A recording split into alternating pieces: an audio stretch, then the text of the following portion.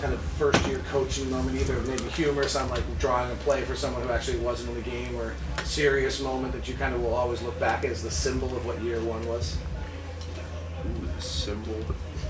I don't know if it's the symbol, but when we beat Golden State at home in that chaotic game at the end, we stole it twice, and Fontecchio got the dunk at the end. I actually had a friend who was in town who's a Warriors fan. He was there with his boss from San Francisco and a couple people from work. They were there for something, and they were sitting like 6 rows away from the bench. And so we won, the arena's going crazy, and on the walk out towards the tunnel, they're sitting right there, and I yelled something at him in the stands, and he got rushed by security because they thought that he had said something to me because of what's happened in the league lately. So I got in the back, and we went and talked to the team, and then our security guy came up to me and said, "Hey, don't worry, we got the guy. He's in the back. We're going over the film. He's going to be banned from the arena. Don't worry about it. We're going to figure out what he said to you." And I was like, "Huh?" And they said, "Yeah, no, the guy that you yelled at in the crowd." I was like, "Oh, no, that's a friend of mine. That was all me." So you forget that when you're the head coach, I guess your words have more weight than you're used to. So yeah, I almost got a friend of mine banned from the arena forever and arrested. So I'll remember that one forever for sure. No more fan hustling. Yeah, I don't interact with the fans anymore. You mentioned the other day that you felt like at times there were 20 things a day that like you felt like you wish you could have got done that you didn't. What's been maybe kind of the biggest learning curve going from assistant coach to head coach this season? Yeah, there's so many different people that you have to interact with every day to make sure that we all get to the best level we can by the time the ball goes up at game time. As an assistant, you can sort of schedule out your time a little bit. You can have a checklist of like, okay, today I'm going to do this, then I'm going to do this, then I'm going to do this. I think I've had to really adjust to the fact that whatever thoughts I had for the day, things I want to tackle, I better try to strip that list down to maybe 1 or 2 things, because the second you come in the building, every day ends up changing. Things happen as the day goes on that pulls you in different directions. You're somebody as the head coach that a lot of people want to get your input on a ton of different things, and as an assistant, again, it isn't that way. So I've definitely had to change my mindset from like, okay, I can really schedule out my time, to trying to strip it down to maybe 1 or 2 things I want to get done every day, and the rest of my time just be kind of ready to move in different directions. Coach, even as a rookie player coming into the league, there's this kind of a nervous excitement at the beginning, and as a player you tend to find your groove at some point. Was there a point in the season for you where you felt like, okay, I got my groove now, I got my routine, my groove? Or did that ever happen this season, or did you get to a point? Yeah, I mean, that was a couple weeks ago, honestly. I'm not trying to be funny. It's a lot. These jobs are incredibly valuable, and there's a lot of moving pieces. And I think, you can be an assistant and you can watch somebody do it. I think it gave me an appreciation for the people that I've worked for, to be able to watch how they did it every day and the way they kept their composure all the time through, what is a chaotic job. At the league, these roles as head coaches of professional teams, like, it's chaotic. And so it took me a while to settle into that groove for sure, because like Eric was saying, I went home for the first 4 months almost every day feeling like it was incomplete, like I didn't get done what I wanted to get done that day, and feeling like you're always running behind and getting further behind. So I feel like I adjusted as the year went on. Obviously the role of delegating is hard to adjust to. When you're an assistant, you're used to being the person that executes a lot of things, and then you end up having all the stuff on your plate as a head coach, and you have to figure out how to delegate, who to delegate to.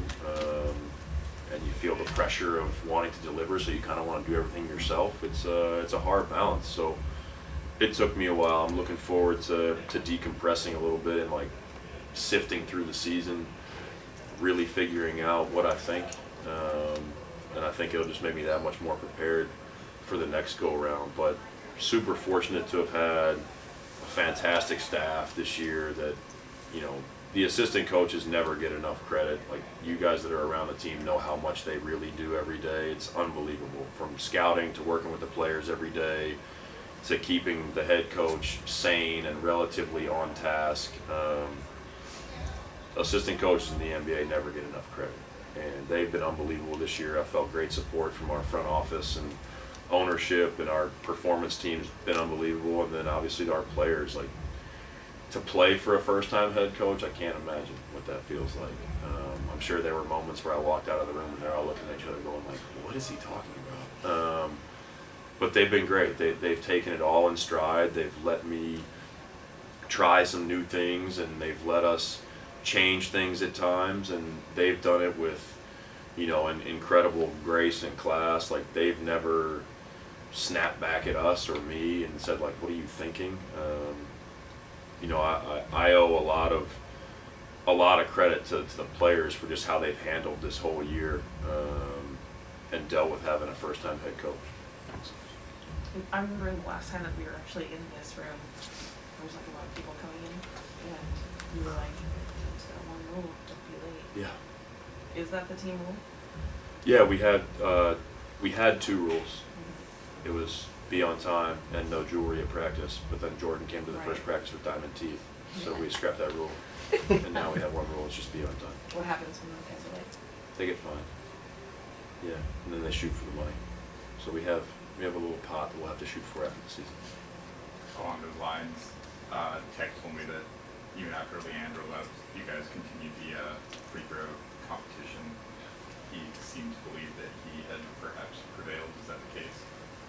No, it's a tie right now. We have a one game shoot off. I can't believe he's saying that. That's absurd. He said he was up. No, I don't know what he's talking about. No, Where's it being tracked? Wait. Sanjay is the official scorekeeper, and the We'll go to referee. Sanjay. Yeah, Sanjay is the official scorekeeper. Do you think that since you're Sanjay's boss, that there could be some corruptness in that scorekeeping? No, I would say that it probably goes the other way. Yeah, he wants to side with Tech, I'm sure.